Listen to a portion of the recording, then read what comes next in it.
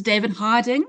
He is a vegetation and invasive plant management expert, and he is director of Invasive Plant Specialists Pty Limited, where he focuses on practical field-based solutions for controlling invasive alien plants and restoring natural ecosystems.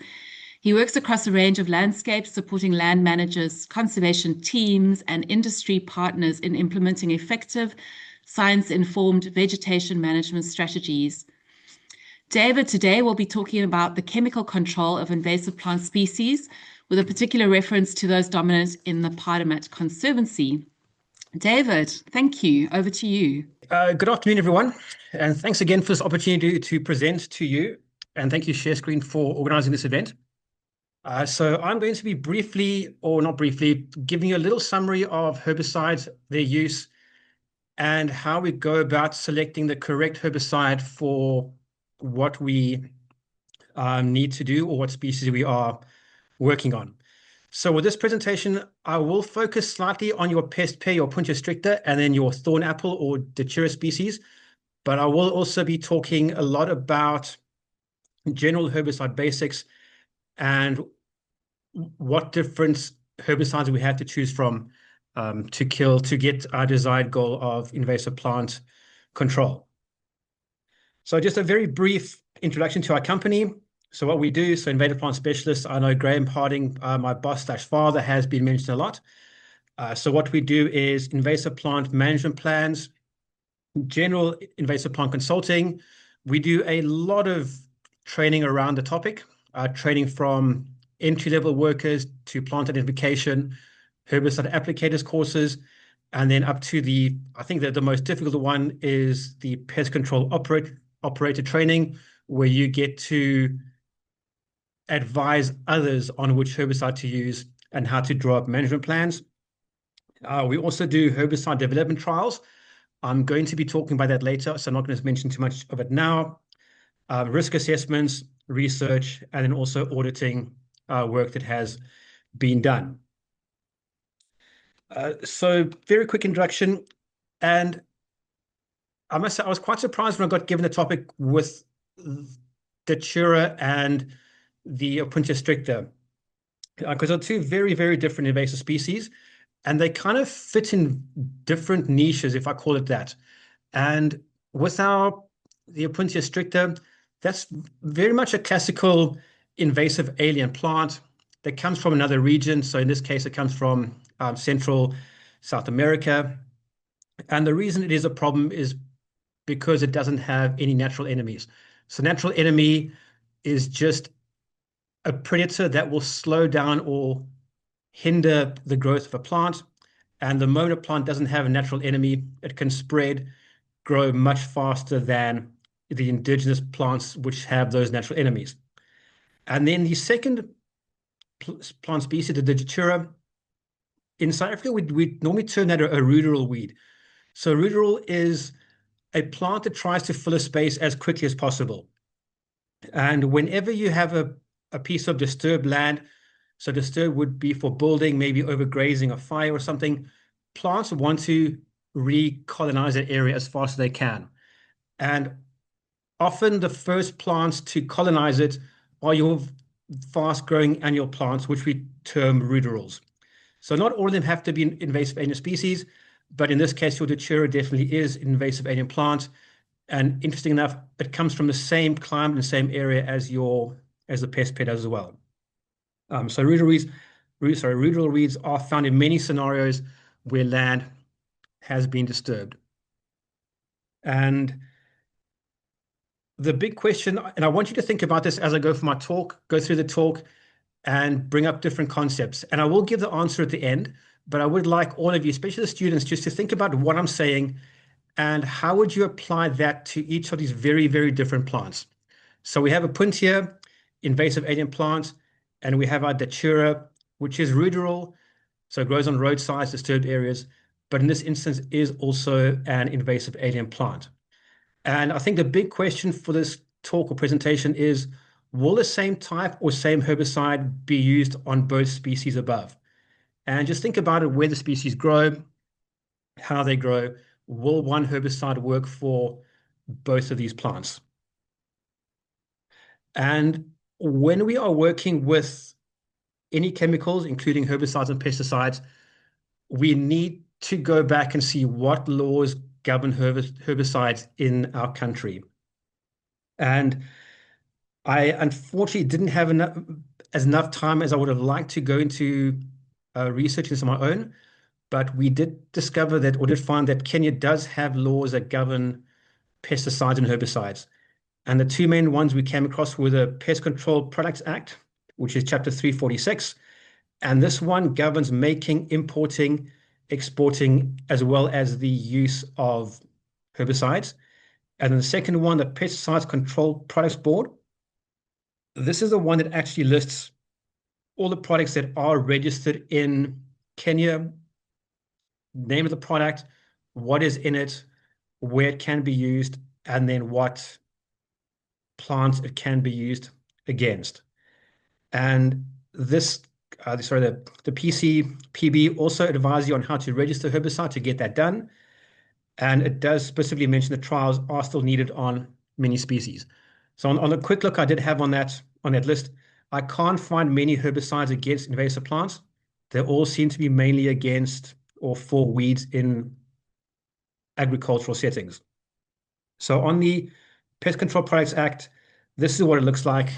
Easily available on the internet. I find it with very little effort. I think if you are working with invasive plants, definitely give this law a read.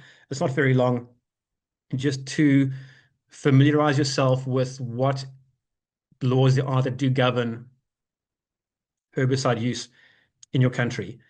And this is quite a challenge for us almost, in that the herbicides we have in South Africa, I can tell you what herbicide I can use for Datura and Pest Pear. We have a lot of them. They have been tested. However, those products are not registered in Kenya. And that's very important when you are researching what chemicals to use, to make sure that they are legal in your specific country and your specific area, and for the reason you want to be using them. So that's the law report. And it says very clearly in the law that functions to consider applications for registration of pest control products and to make recommendations thereon to the minister. And it's very important when you are using chemicals, you can't just go and pick any random chemical you want and go and use it in the field. You need to know that the product you're using is going to work the way it's specified and isn't going to cause more damage than simply killing the plant. And then the next one is the Pest Control Products Board. This is actually a website with all drop-down menus, and they actually have right there registered products. And when you click on that, it brings up a drop-down menu. And I couldn't find any herbicide registered in Kenya for Datura nor your Pest Pear, which means at the moment, unfortunately, there isn't anything registered. Again, I'm not entirely sure. Now, it would be nice if there was some from Kenya if they could assist. But I did see there was a link for emergency registrations.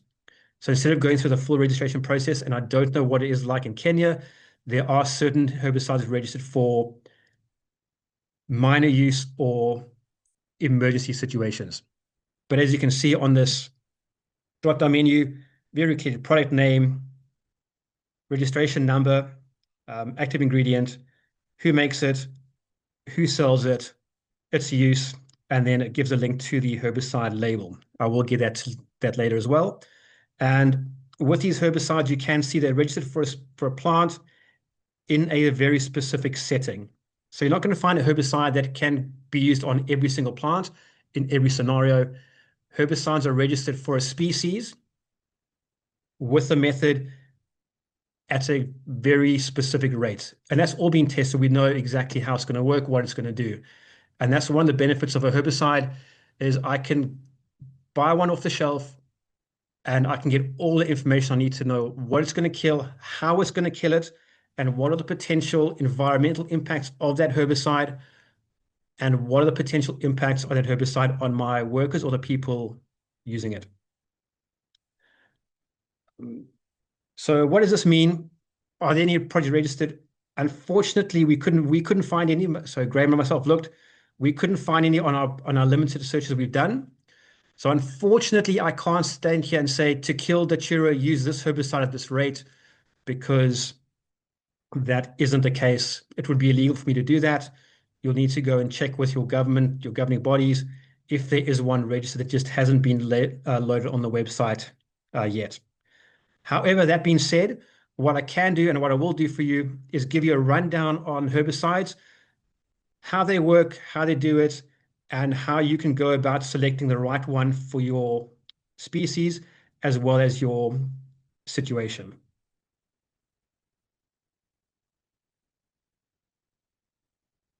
So just a question maybe someone can ask afterward, so after my talk, but there were two weeds highlighted in this, your Opuntia stricta and then Datura. And I haven't given Datura a species name because I'm still not, there are quite a few Datura species and they all kind of looks fairly similar. So they're all treated the same. So I've just lumped them all together. And then the question is, are these the most important species that you need to deal with on the reserve? And are there any others that also need to be addressed at the same time? And when we go through this, we'll see that Datura has a specific set of requirements, as does Opuntia. So just think of, are there any other plants in between? And then how would you go about using what I say to try and figure out which herbicide to use on those other species? And the unfortunate thing about invasive plants is there are always new ones coming in. So if we remove all the Datura, all the Opuntia stricta, there's a good chance that there are other invasions starting off. And part of good felt management or field work is picking up those minor invasions before they become a problem. So whenever you are walking through a field, whether you are working or just going on a quick like fitness walk, be aware of your surroundings and just see if you notice a plant that looks slightly different, are the numbers increasing more than you realized before? Go and have a look and check, is that plant potentially going to be a problem? And then address it as soon or before it becomes a real headache, a nightmare. So just in case no one knows what the two species in question look like. So there we have Opuntia stricta, cactus species, and growing amongst the grassland under trees. We can see in the bottom we have other that looks like one that looks like black wattle or silver wattle coming through, and quite a messy growth form actually. Fairly low mat forming, not a very attractive plant. And then the other one, Datura species, these large palmate or indented leaves. They had the attractive white flowers when they do flower. That's one of the reasons it was brought into the country or spread, was because it does have pretty flowers. Also might have been brought in as a agricultural pest when bringing in seed or animal feed. But as we can see, completely different growth form to the Opuntia, very large, flat leaves. And before we can go about choosing a herbicide, we need to have a little bit of understanding of herbicide basics. And the four key points we need to understand with herbicide are, or how herbicide gets grouped, are: when do we apply the herbicide? How does that herbicide move in the plant? What groups of plant does that herbicide kill? And then what happens to the herbicide when it hits the soil? So when the plant's dead, where does that herbicide go? If I put it in the soil, what does the herbicide do? And there's a little diagram we use for training quite often. And if we take herbicides as a big, broad group, and the first grouping we have is, when do we apply the herbicide? And for all of these, we have two separate little classes. And when we apply the herbicide, we have what are called post-emergent herbicides and pre-emergent herbicide. So a pre-emergent herbicide would mean it's applied before the plant emerges from the soil.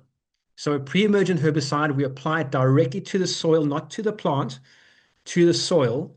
And then as the seed germinates, the root takes up the herbicide and germination stops. The plant dies. So pre-emergent herbicide applied to the soil not to the plant. Post-emergent herbicide, so post-emergent implying the plant has emerged from the soil, we apply it to an actively growing plant. So pre-emergent to the soil before the plant germinates, post-emergent we apply directly to the plant. And this way things become a little bit tricky because generally speaking in invasive plant management, we don't use pre-emergent herbicides because they tend to kill the seed bank. So any seed that hasn't germinated is potentially going to be killed. So for invasive plant management, we need to apply plant specific. So we're only killing plants we can see, not the entire seed bank. And then under our post-emergent, we have our next grouping, which is how does the herbicide move in the plant? And for this, we have what's called a systemic herbicide or a contact herbicide. A contact herbicide has very little to no movement in a plant, and it will generally only kill a part of a plant that it comes in contact with. So if I have a plant and I spray one leaf with a contact herbicide, technically speaking, that one leaf will die and the rest of the plant will continue growing like nothing happened. Systemic herbicide, on the other hand, moves from the site of application, so where we apply the herbicide, to the part of the plant that needs to be killed.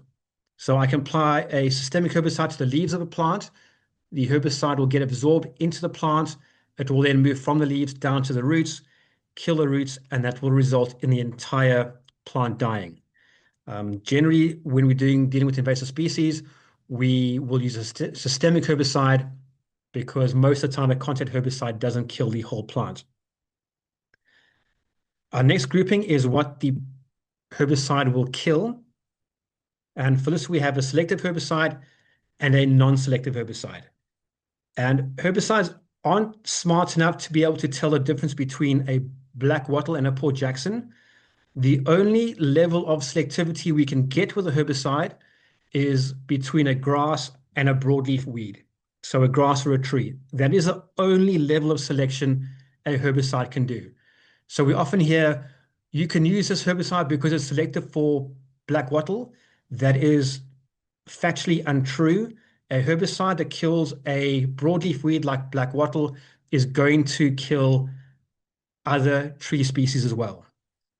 Non-selective is going to kill grasses and broadleaf weeds. So grasses and broadleaf weeds, selective herbicide, if it's used correctly, so correct application method, correct strength, correct additives, it will only kill either grasses or broadleaf weeds. There are certain instances in that it becomes a bit confusing where certain herbicides will work better on types of plants. However, a selective herbicide has the potential to kill all broadleaf weeds or all grasses, whereas a non-selective will kill grasses and broadleaf weeds. And then our last grouping is what happens to the herbicide when it hits the soil. And we have two options or two groups. We have a non-residual herbicide and a residual herbicide. So a residual herbicide means that it remains active in the soil. So it can be taken up by the plant's roots and kill the plant. A non-residual herbicide, either based on its chemical properties or some of them actually bind to soil particles, get broken down very quickly. Once they're in the soil, they can no longer be absorbed by the plant, so cannot kill the plant once it hits the soil. And that's very important to note when you are working with herbicide. I know you should always be careful not to overspill or waste things, but if I'm using a residual herbicide, I must be very, very careful because that herbicide in the soil can continue working for a period of time. And when you research the herbicide you're using that is residual, it's very easy to find out how long it remains in the soil. Some remain active in the soil for a couple of days, maybe a few weeks. There are some that will last years in the soil.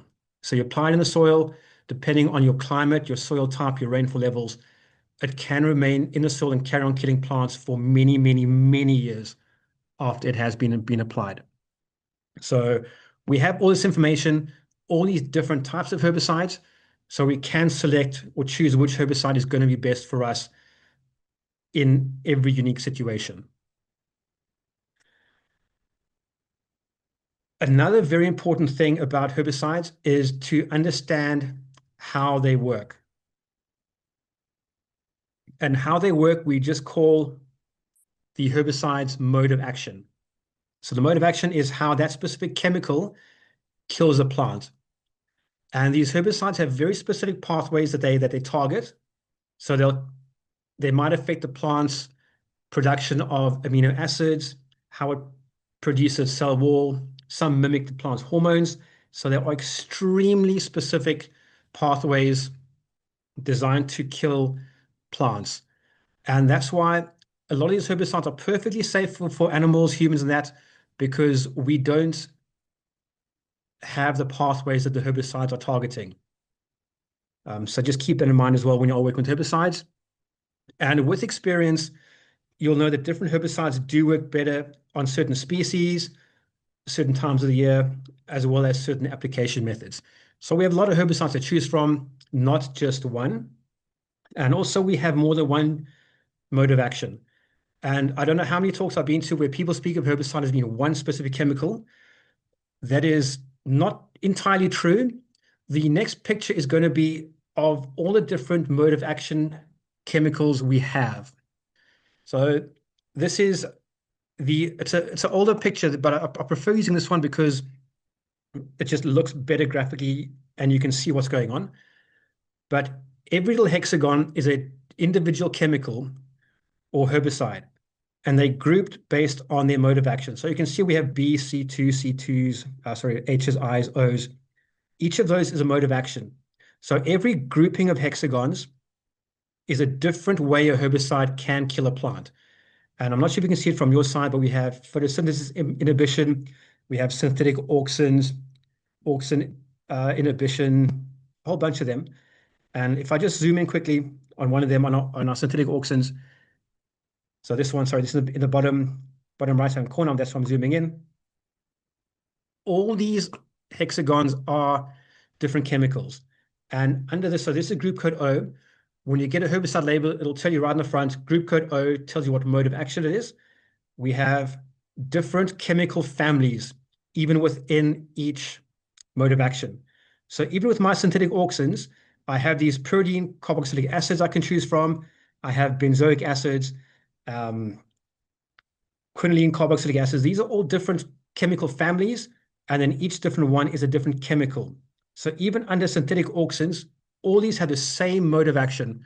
We have one, two, three, four, five, basically 20 different chemicals I can choose from. So this is just to highlight that there isn't just one herbicide we can choose from. There are a whole bunch. And although these chemicals, if you look at them, they differ by those side chains. They are slightly different, have the same mode of action, but will work ever so slightly differently compared to the other ones. And what's important about knowing the plant's mode of action is I know if I apply this herbicide, I know exactly what symptoms this plant's going to have. I can look at a plant and be like, this was sprayed with that herbicide because I can see yellowing, I can see leaf curling, I can see the following symptoms.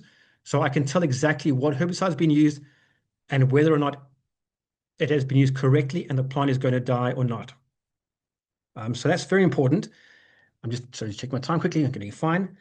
And another reason why our mode of action is important is to stop the potential for herbicide resistance, or to use, if one herbicide doesn't work as well as I want, I can use a different mode of action and see if that's going to work better on the plants I'm trying to target. So now it comes with a question from earlier. Can invasive plants become resistant to herbicides?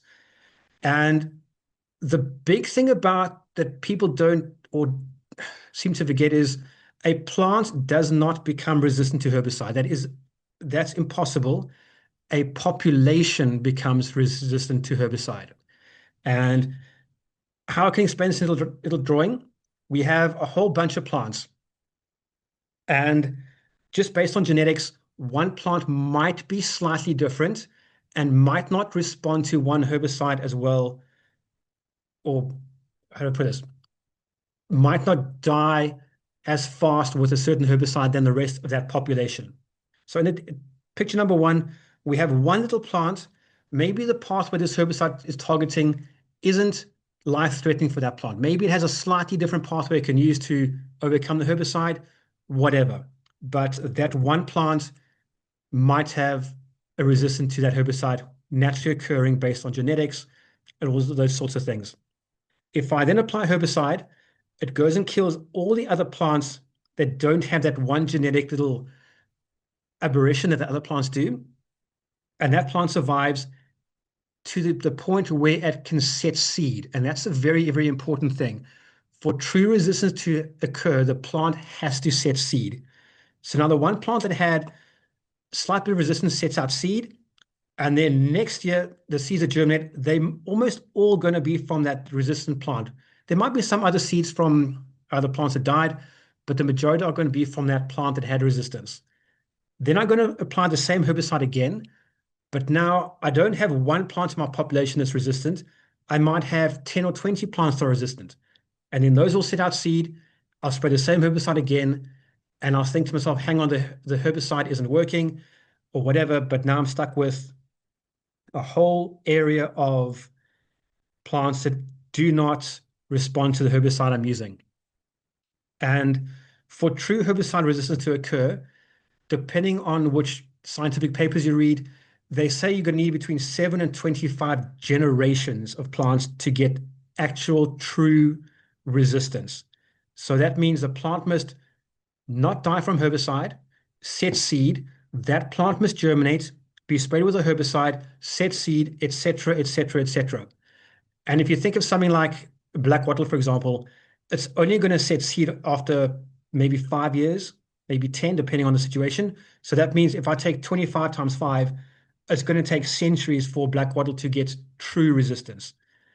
The areas where herbicide resistance is a factor is in agricultural crops. And something like, for example, sugarcane, from sowing to harvest, if everything goes to plan, that crop is going to be sprayed with the same herbicide 4 times. So that's much, much higher rate than for invasive species. Also, that pressure will force more things to be resistant. Also, with things like your agricultural weeds, they normally annual, much shorter lifespan. So your 5 generations or 7 or 25 generations is between 5 and 25 years, not as long as something like a Port Jackson cactus species and things like that. Also, with that generation of resistance, if I change a herbicide in 2 years, I start at square one again. So I could be 50 years into producing a herbicide-resistant black wattle. If I change my herbicide, I'm back to square one. It's not something that you're going to get by using too low a dose of herbicide. That just means your plant's not going to die. It's not resistant. You've just done something, you haven't applied enough herbicide. And that plant, when you spray it again, it's not suddenly going to become resistant. It is a generational thing, takes years and years and years and years and years.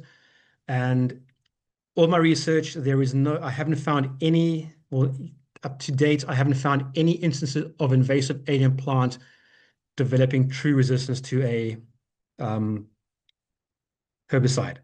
Agricultural weeds are slightly different. However, in terms of invasive alien plants, true resistance is not something that should be concerned about, provided we understand how our herbicides work, which ones we're using, and do the proper follow-ups and make sure we are killing the plant correctly. So that's just an aside on herbicide resistance. So then that brings us back to how on earth do we go about selecting a herbicide? And we saw those little hexagons we had. How do I choose which one's going to function for what I need it to do?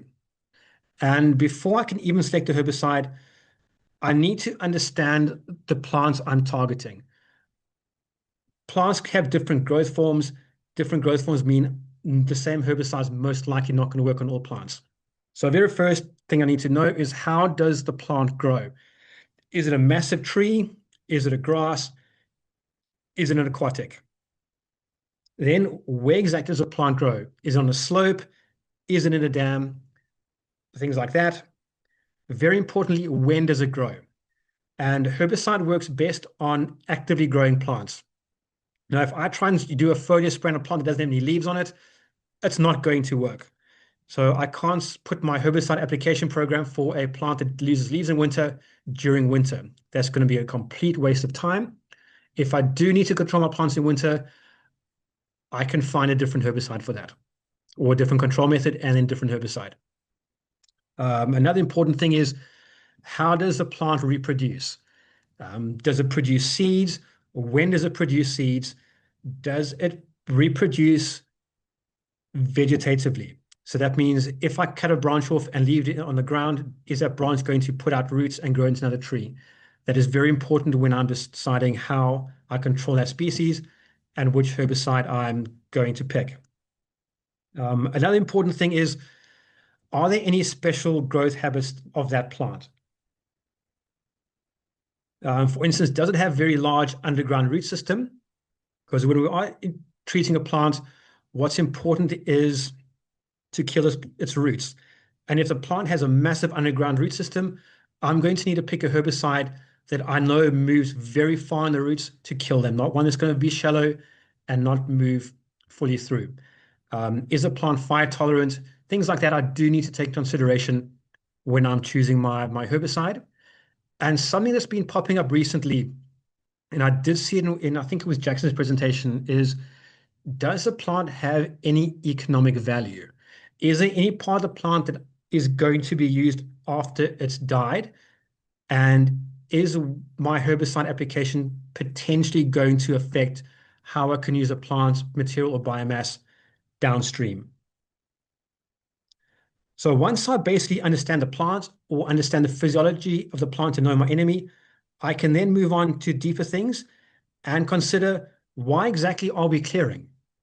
If I have a plant or a species, why am I removing it in that area? Do I want to go back to natural conservation or grassland? Am I going to be grazing cattle on that land? Am I going to be using that site for construction? Whichever scenario we're in is going to impact which control method we choose. Sorry, that's the next point. And that's going to ultimately determine which herbicide I used based on the outcome of that piece of land. So I said that which method we're going to use. Am I going to foliar spray, cut it down, or what exactly am I going to do? And as a invasive species consultant, my job isn't to go and sell you chemicals. I'm not paid by any herbicide company. I don't have links to any of them. My job is to go to a site and tell you what is going to be the best and most ecologically friendly way to get your piece of land to the area you want it to be. And I will admit, sometimes that might not involve herbicide, and that's perfectly fine. My job isn't to try and sell herbicide to you. My job is pure goal is to get rid of invasive plants in the least environmentally detrimental way possible. The next point is the use of biomass. And on the slide earlier, I saw there was some work being done. There were definitely cladders being moved in a wheelbarrow. Unfortunately, I didn't have a chance to ask a question then, but I know in certain areas they are now using cactus cladodes. They can be processed into almost like a synthetic leather, or they can be used for human food. And if there is going to be downstream processing or even cattle fodder or things like that, that might impact which herbicide I'm going to choose. And that is important to know before we tell a landowner or an organization which herbicide to use. Next important thing is budget. And I know there was a question about this earlier saying we don't use herbicide because it's too costly. Let's go biocontrol. And that's not always the case. When we're using herbicide, we can be very specific on what control we're getting, how fast we're getting control as well. And it's often a lot quicker to clear an area with herbicide than to go in with manual labor or another method. And if you take into the cost, okay, understand the herbicide, the initial cost might be a lot, but if we take labor into consideration, herbicide isn't always the most expensive option. It can, in many instances, be cheaper to go in very quickly, get rid of the problem with herbicide than use manual labor, manual digging, and go back year after year after year after year. Another key point of herbicide selection is what equipment do I have available to me or the area? Am I going in with a single worker with a saw and a handheld sprayer? Do I have knapsacks, or do I go in really big and start bringing light aircraft and things like that? Again, not always the most expensive because the amount of ground that can be covered using things like boom sprays behind a tractor, light aircraft, the rates or area they can cover in a day can save you a lot in the long run. Then importantly is, what training do my staff have? If you're using herbicide, it is very important that all your staff do understand what they are doing and the dangers or potential risks of using a chemical. And importantly as well, what is the herbicide safety? What are my herbicide safety requirements? What would I feel safe using? And with all those herbicides we have at our disposal, I can say I don't want to use a herbicide that has a risk of maybe causing eye irritation. That's perfectly acceptable. The herbicides that don't cause eye irritation, so I can base my herbicide choice on that alone. We do have a lot to choose from. I mean, just this one slide alone, it could be a week's worth of lectures if you want it to be. So I am brushing this very quickly, but there are a lot of things or factors that we need to consider before we go and just randomly pick a herbicide. And on the last one, herbicide safety, all herbicides have to have this label. It's the new Global Harmonization System of Labeling, GHS classification system. And as you can see, it tells us straight away what we're working with. Herbicide name at the top. This is a South African label, so it gives a registration number, and then Act 36 of 1947. That's South Africa's act that governs herbicide usage. Even if you're in Kenya or not South Africa, I would actually recommend going and read through that act. It is very well written. It highlights all the important things about herbicide usage and safety, and will help in the long term. Also, herbicide will give us a active ingredient, so we know exactly what herbicide's in there. This one is triclopyr as a butoxyethyl ester. Tells us how much is in the bottle. And right at the bottom, it gives us hazard warnings. So even without knowing anything about herbicide or triclopyr, I can pick up this bottle and I can see there, it's got a skull and crossbones, it's got a little hand burn, it's got like a guy that looks like something break out of his chest, and then a dead fish and a dead tree. Now, that might be alarming. However, we need to understand what those things are there for and what they mean. And for these, we have, sorry, wrong one. It tells us it is a combustible liquid, so it can catch alight, harmful if swallowed, maybe fatal if swallowed or enters airways, may be harmful in contact with skin, causes mild skin irritation, etc. And that's a warning on the front. However, I do need to go and read inside the label to just decide, is that risk worth my workers or me doing? And I know this herbicide, and in the label say it'll give you methods to mitigate or limit the risk of exposure or limit these things happening. So pretty much all herbicides are going to say harmful if swallowed, but then the amount of herbicide you have to swallow for it to be lethal in most cases is more than you can drink in a sitting. And a lot of them have compounds added to them that makes them extremely bitter and very, very difficult to swallow a even mildly potentially lethal dose. So when you are working with a herbicide, please make sure that everyone who touches the herbicide knows what they are dealing with, and someone on the team is in a position to advise on correct PPE for that specific herbicide. And there are some herbicides where they actually don't have anything here. They don't have any warnings. It might just say, don't swallow, don't throw it down the drain. There is a whole range of toxicity levels based on the chemical composition of the herbicide. Yeah, so even this triclopyr, this is a butoxyethyl ester. I know that, which means this herbicide can be dissolved in diesel or water. I can get a triclopyr that is a salt-based of this exact chemical. So it's an ethyl amine salt. And not going to get into it now, but those ones are much, much less toxic than this one. So these labels will, or warnings will be much lower. Right, so back to cactus versus datura. So I know I've gone quite quickly on a lot of information for you to take in. I apologize for it, especially being a Friday afternoon. But now back to looking at these two plants. We have on left the same pest pair growing amongst grasses. We have, in this case, we actually have indigenous vegetation in the back. And then on the right, we have our datura, which is growing where I would expect it to, in a disturbed area. There's nothing growing around it. Also in the back, we have some prosopis. And in this picture, we also have another little rudal reed growing. We have some Mexican poppy growing in the back. So based on these two pictures and what I've said, how exactly do we go about choosing a herbicide? So looking at the cactus first, and we look at the herbicide action and time of application. When are we going to apply a herbicide to a Puntia stricta? And based on where it's growing, a pre-emergent herbicide is not going to work. Sorry, we'll go back. There are other species around. A pre-emergent is going to kill the grasses and the trees. Therefore, I need a post-emergent herbicide. Moving within the plant, I do need a systemic herbicide because cacti reproduce vegetatively. So each one of those leafy things called a cladode, if one of those doesn't die, it'll fall on the ground, root, and form another tree. So when I apply herbicide, it has to move through the plant and kill the whole thing. So therefore, I need a systemic herbicide. What herbicide do I need? Where it's growing, I would like a selective herbicide.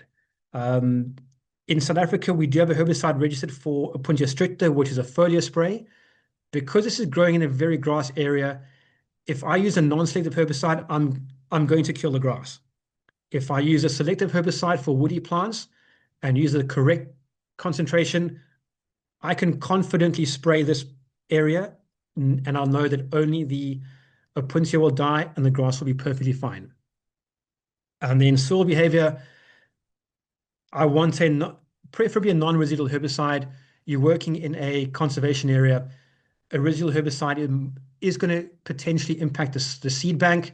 So for this case, I would prefer to use a non-residual herbicide. So that's how I'd go about choosing a herbicide for that species. And then for our other one, for our datura species, time of application, I've actually put here pre and post-emergent. And the reason for that is where the plant grows. It's often in what we term industrial areas, so roadsides, open land. And when it's growing in those areas, it's okay to use a pre-emergent herbicide because we don't want plants to be there anyway. So we don't mind killing everything. However, if I am in a conservation area and I am concerned about the seed bank, then I could use a post-emergent herbicide. So with the datura, pre or post-emergent is going to depend very, very heavily on where exactly that specific plant, not species, that plant is growing. Moving to the plant, and with herbicides, there's always a bit of a change to the rule or something like that. So moving the plant, do I need systemic or do I need contact? The thing with the datura is it's an annual plant. If I kill the leaves, it can't regrow. It's just based on the life cycle of the plant. It grows, sets seed, dies. So provided I just kill it before it sets seed, it doesn't matter if I use a systemic or a contact.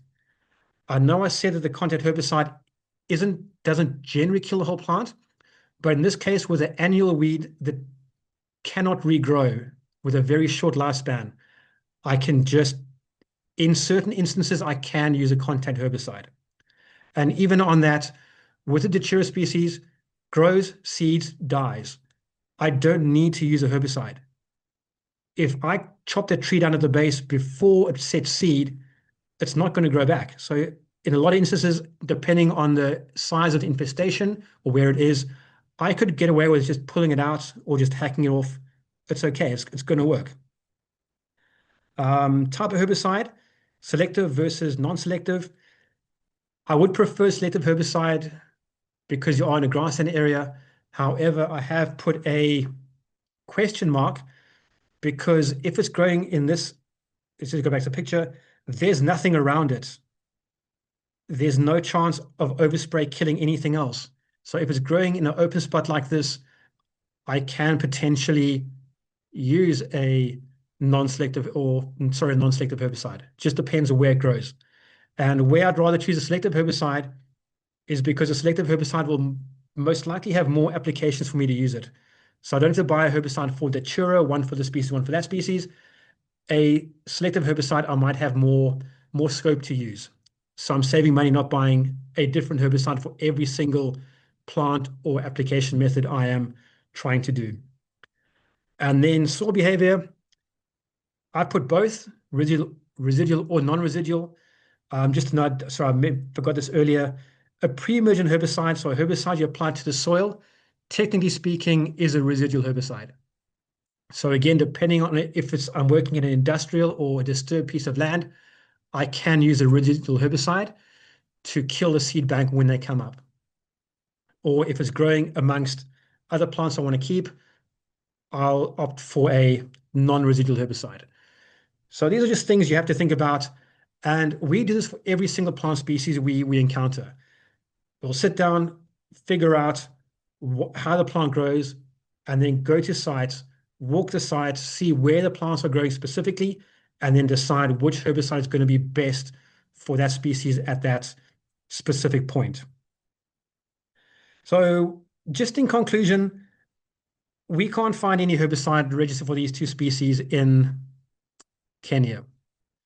In South Africa, we do have one for Opuntia stricta, only as a foliar spray. Our other cacti species have other methods registered, but at the moment there's no herbicide registered for Kenya for Opuntia stricta. And for Datura, there are no standalone registrations. So what I mean by that is there's no, for Datura use X, Y, and Z, but it is listed in situational labels. So situation means I have a herbicide for roadside weeds. Now, a roadside weed will cover all your rudal species, and within that would be Datura. So if I'm in a park and it's growing on the roadside, I do have herbicides for that. But that doesn't mean I can take that registration and apply it to things growing in the wilderness or amongst other species. It's only situational, so roadsides, industrial areas. So you do have one for that at the moment, but as far as I can tell, there isn't one that says for Datura use XYZ. So in conclusion, most importantly, please remember this, there is not one herbicide for all plants and scenarios. You're going to have to look at it species-wise, situation-wise, area-wise. We do have guidelines for Puntia. You can find them, look at South Africa's listing, and then just maybe chat to someone in the Kenyan government about how can they be used in Kenya. Do you have to go through a trial process first? We can help with that if you need guidelines on that. And then with Datura again, just handle each circumstance as it comes. If it's on the road or bare ground, you can use your situational herbicide label. If it's in a conservation area, that will differ. Then you might go, okay, well, then I'm not going to use a herbicide. It's not a difficult plant to kill, very soft stem, cut it off, it won't regrow. Just make sure you don't spread seeds that way. And also Datura has a tendency not to grow when, I know cultural control has been mentioned. If I have a very healthy grassland felt situation, Datura will struggle to compete with natural vegetation. So once it's removed, it's most likely not going to be a problem. It will be an issue potentially on roadsides where it is thicker and you will need a herbicide. So for both of these plants and also your upcoming plants as well, I know Apomia was mentioned. As far as I know, there isn't even a herbicide in South Africa for it. You are going to look at doing trials and registrations for all these current plants, as well as your new and upcoming invasive species. So that is a very quick rush through of how we choose herbicides. So thank you all for your time. There is my email address should you want to ask me any further questions. Please feel free to do that. And then there is our website address as well. So thank you all for your time. I think I do have 10 minutes for any questions if there are any. Thank you. Thanks, David. Thank you very, very much. You've given us a very rich and balanced insight, I believe, into herbicide control of invasive alien plants. Thank you for that. And I really appreciate that you also went the further mile in researching what the situation is in Kenya and then into the two of the key species that Pardamat is struggling with. So thank you so much for all that insight. I had a quick question about Datura before I move on. Datura, obviously, it has a huge seed bank, and obviously the seeds are they are viable for decades afterwards. That's what I've heard. How do you tackle a seed bank like that, or do you just keep chopping down the plants as they keep reappearing? Uh, I actually don't think their seed bank is that lasts that long. Compared to other Okay. plants, their seed bank isn't too massive, but with Datura, you're not going to find it growing in the middle of a conservation area. Once you've gone back to natural or grazing land, those seeds are most likely not going to germinate. It is a what we term a pioneer plant. So when there's disturbed land, it's going to be the first to take over. Once land is established, it's most likely not going to be an issue. However, we do know it's there. So when we do our checks, we must just go and make sure in the back of our minds there was Datura here before, and the moment you see it, just rip it out. So just continual monitoring will eventually get rid of that seed bank. Okay, thank you for that. There's a question that's just popped up from Gufano Bugatsu. Gufano, if you want to unmute yourself and ask the question, you're really welcome to. I wanted to ask if there are any proven herbicides, selective herbicides that have been proven to work in aquatic plants, aquatic invasive plants, ensuring that the water is also safe for animals to drink and also other aquatic organisms. Yes, there are. There are a lot of herbicides that are registered for many your floating aquatic weeds, so water hyacinth, water lettuce, all those herbicides. And the herbicides that they use for those are known to have very little action when they hit the water. So they'll either be the term is adsorb, so they'll stick to other molecules in the water and not be bioavailable to hurt or injure anything else. And all these chemicals, so that picture I showed you, we know exactly what the chemical is. You can go and do a quick internet search and it will tell you, can it be used in water? What are its effects in water? It'll even give you the LD50s or how toxic it is to certain animals. And they've tested on a whole bunch of things. So you'll have your mice, your rats, your birds, earthworms, bees, fish. They've done all the testing. So we know exactly what they do. And if you are working in an aquatic area, there are definitely herbicides you can use very, very safely, and they'll be perfectly fine to be used for, if you use the right one, that water will be fine to be used to irrigate crops later on, drink for yourself or drink for animals. We have that all, I haven't done it, but that testing has been done, and you can get one for that specific scenario. We do use them quite a lot in South Africa for water hyacinth. Spray the water hyacinth, and there are no issues with it. Just provided you pick the right one and know what you are using. David, on that with water hyacinth, do you have a sense of how biocontrol and herbicide control are the relative effectiveness of them? Okay, let me say this without getting myself into too much trouble. The thing with herbicides is we know what they do. So the one thing our company does is herbicide forensics. So a farmer says, "Oh, but the person on my land next to me accidentally killed all my plants using herbicide." We can go and say that's impossible because this herbicide works in this time frame. These are the symptoms, and this is how it's going to work. It's extremely predictable. With biocontrol, we don't have that. Is it too hot? Is it too cold? Is it too wet for the insect? Is there a dry period? We have no idea. We can't predict it. With a herbicide, we can say, okay, the sun's out, it's nice and warm. Let's spray the herbicide. These plants can be dead in 2 weeks' time. We know that. And I'm not saying one's necessarily better than the other, but they should be used in conjunction. We shouldn't wait for a population of water hyacinths to get to 80% coverage. Why not go in when it's 10%, quick herbicide spray, and then we can still introduce the bugs and weevils to pick up anything that's left, but it doesn't have to be, it's not one or the other. There's no reason why they can't be done simultaneously. Okay, thanks, David. A question from David Mukenye from the Wildlife Tourism College. He asks if you can clarify why soil moisture is important after pre-emergence herbicide application. That's actually quite a clever question.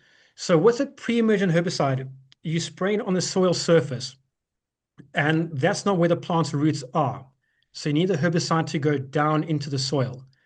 So a lot of your pre-emergent herbicides, the label will say to you, you need to apply this concentration in this amount of water so to make sure that it actually gets down to the root itself. So even something will say apply before rainfall, just so the herbicide isn't on the surface, so it actually gets to the roots where it can be absorbed and kill the plant. So that's why the soil moisture is important with pre-emergent herbicides, just to make sure it gets to where it is needed. There was a super conversation that was going on in the chat around the most effective control of the plants that we're discussing. And we had Gustav adding in that cultural control is also important, including fire, grazing, browsing as a part of integrated control. What is your sense on, maybe I can ask you about fire or browsing? Can I ask you any of those questions? Yeah, again, we have this whole toolbox we can use, and we shouldn't just be like, I'm only going to use chemical control, I'm only going to use this. They're all important. And the point of invasive clearing isn't to remove the invasive plant, it's to get the land back to where it should be. And in certain areas where we have grazing, grassland, where fire is an integral part of that ecosystem, we actually have to include it. So we can, I know Gustav did mention fuel load. If I have too high a fuel load, I can potentially kill the seed bank and nothing's going to grow again. So if I could use my herbicide chemical control to reduce my fuel load, then go in and burn. That'll get rid of a lot of biomass, but also be beneficial to the ecosystem itself. So there's not one answer, and it is important. Integrated control is very important, and especially grassland, certain environments, you do need fire. So yes, that should be part of the whole management plan for certain areas. Okay. There's a question from Danny Mbonisi Ndlovu, and he asks whether there have been studies done to confirm a relationship between the occurrence of these species and illegal waste dumping, as Datura species in Opuntia also occur in illegal dump sites of residential areas. Yeah, that's kind of I'm not sure the studies have been done, but it's a fairly common sense thing. So with Datura, again, a pioneer species, a dump site is disturbed land. So any Datura seeds are going to germinate there first. And one issue we have seen in South Africa is with Opuntia is you cut it down and you remove it to a dump site, but it grows vegetatively. So all you've done is you've moved your problem from your land to the dump site. I know in South Africa, our law clearly states if I have an invasive plant problem on my land, I cannot move any vegetative material off it. I must deal with it on my own land. And that'll prevent things like Opuntia arriving at dump sites like that. So yeah, that is a fairly common problem across what I've seen across the board. Yeah. Gustav, I think you've got a question. And not a question, just listed two studies specifically looking at that dumping sites for Datura and for the other one as well. That specifically refers to species do proliferate in disturbed. Listed them in the chat. Thanks, Gustav. Right, if we don't have any questions further, I'm going to move on to our next speakers. I'm just looking to see if there are any more questions, but I think we've covered everything. So thank you so much, David. Really Yeah, no, thank appreciate you. your experience and expertise in this. Thank you.